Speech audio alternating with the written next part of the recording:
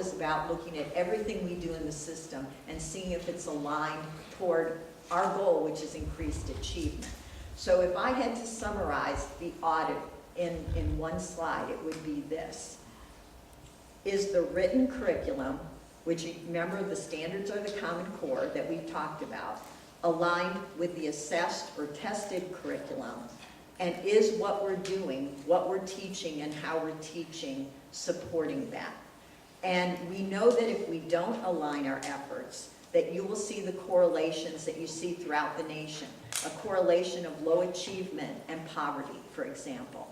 When you align your work, you can break that correlation. That correlation doesn't have to be there if you align your work. So if I had to tell you what the audit was about, it wasn't about the organization, it wasn't about that, it was about this. This is at the center of what we do, aligning our work to make sure that every student has the opportunity to master what they're expected to know. Now, the other thing in 1.9 talks about, a lot of this too is about putting systems and structures in place throughout the system so all of our students get equal access to things. A system of student support. Dr. Hensley is our Chief Academic Officer. He has worked with his team to realign and repurpose resources. So there are student response teams in schools, in the achievement area level, and at the district level. So these are the things that are important for student response teams to make sure that we keep students in class and learning, decreasing suspensions, replacing behaviors, learning from your choices, and then creating a culture in schools where learning is the focus. So let me just give you a quick example. If a student is not focused in a classroom for whatever reason, a student response team will be called that goes into the classroom to try to de-escalate the behavior and assist the teacher and keep the student in learning. That's going to be the first attempt, is to keep students in learning. If that doesn't work, the student may be removed for just a short period of time while this team works with the student. If there still needs to be help, then the area, and now we have achievement areas, and I'm going to show you the achievement area superintendents, have another team of people that includes psychologists and behavior specialists that will be deployed to the school to assist. And then there's a level at the district level. The point is intervening as soon as there's a problem with the goal of keeping kids in school rather than out of school. And this team of folks is also looking at data on a weekly basis about the number of suspensions, the kind of suspensions, the trends in suspensions, so that we can provide support. The other thing is in 2.4, the disposition for post-secondary, and we're all on board with 55K and the important work that's being done. But that strategy is about making sure that all of our students know that what's possible for them for post-secondary and that they're ready for post-secondary. We don't want students to go to Bellarmine or to U of L or to Spalding and have to take remediation classes. They need to be ready for JCTC, the wonderful place that we're in right now. They need to be ready. So we know how we're going to do this. It's really simple and really hard. We know that learning has to be the constant. Every one of our students needs to master the objectives of the Common Core. So what are the variables that we need to tweak to get all students to learn what's expected? Time is one of the variables, and support is another variable. Some of our students, and all of you in this room, if you were willing to admit it, which I know you would, had to take longer to learn something.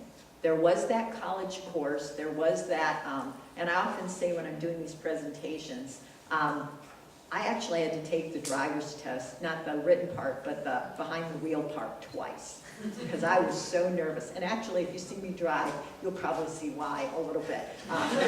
Because I'm not that focused, because I'm always thinking about what we could do to improve achievement in Jefferson County Public Schools. But I'm very careful. But I had to take the test twice. It's okay. But do I not drive? Did I not pass that test? Of course I passed that test. Some of us need more time, an additional try, more practice. And some of us need additional support. Dr. Hensley would talk about resiliency quadrants. There are some kids with high challenges that need more. From Maslow's hierarchy of needs, some need something to wear and something to eat. And that's what family resource centers and the wonderful support systems we have. Some need somebody to dream help them to dream about going to college. So we know that time and support are things that we need to provide for our students. Now there's an initiative called Everyone Learns. It's based on Everyone Reads. This is an opportunity that you all need to know about for every student in the Jefferson County Public School System. There are wonderful community partners, and I see many of them in the room, that are part of what we call learning places. Learning places are after school or Saturday programs where our students have access to Success Maker or Study Island, where they can work on reading and math skills. And technology can individualize and differentiate. So we provide the subscription. And what the learning places do is help students be motivated about continuing to work on reading and math, those important skills. On the other side are the enrichment opportunities. Places like the Science Center, the Muhammad Ali Center, Actors Theater, the Zoo, the Kentucky Show.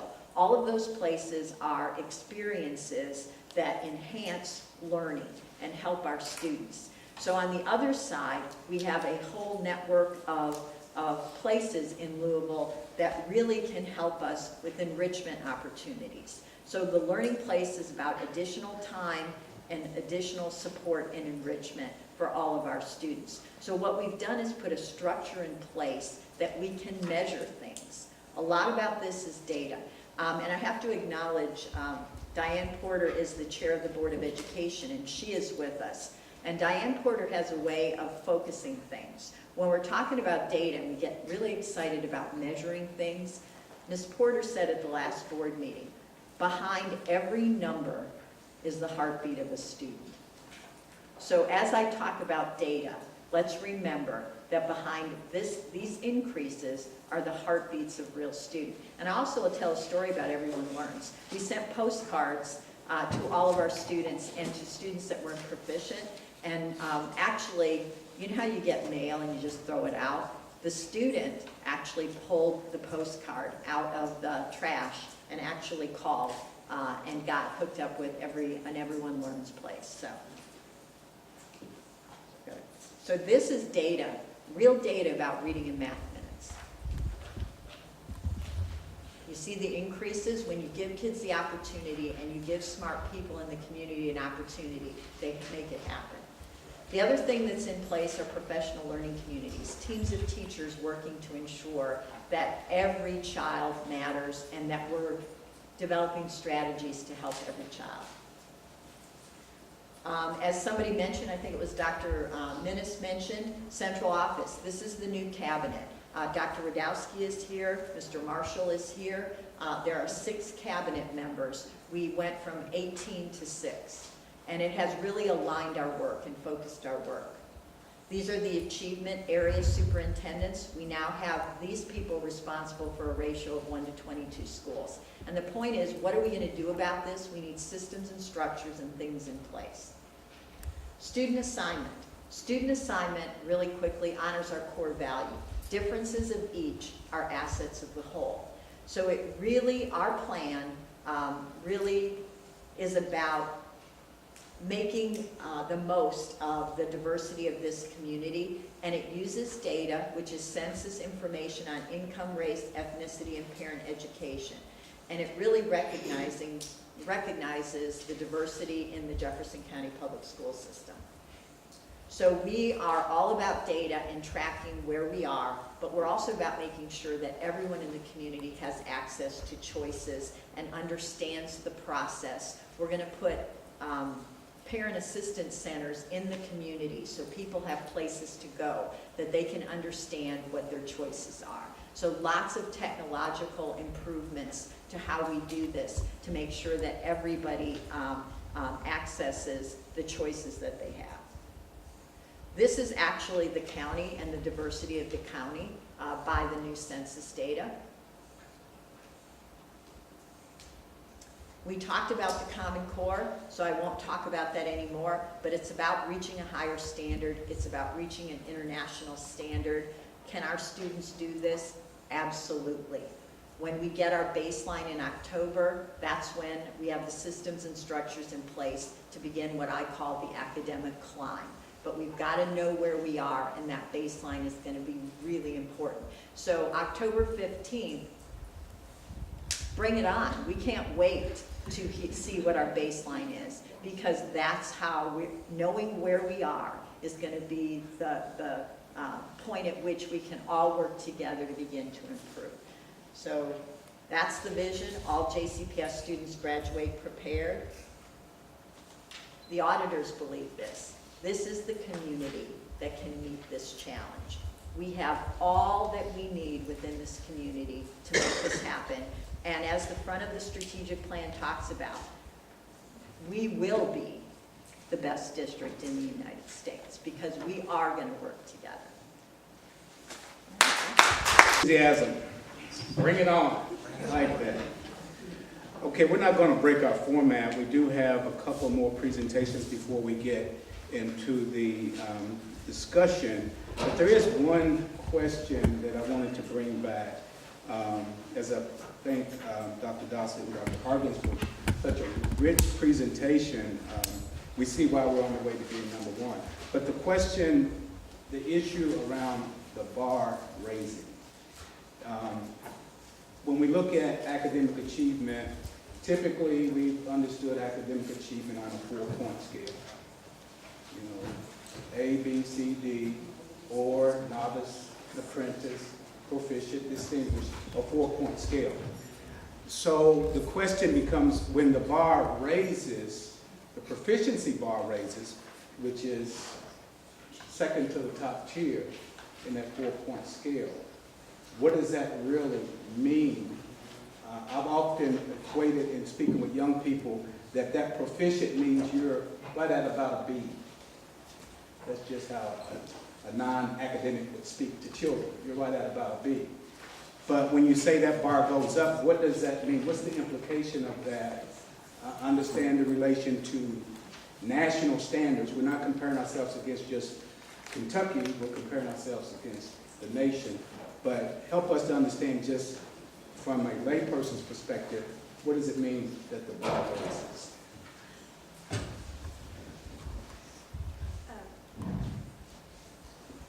That's a really good question, and I think what it means when we talk about the bar rising and the proficiency bar rising, it really is around the standards and the rigorous standards that are put in place.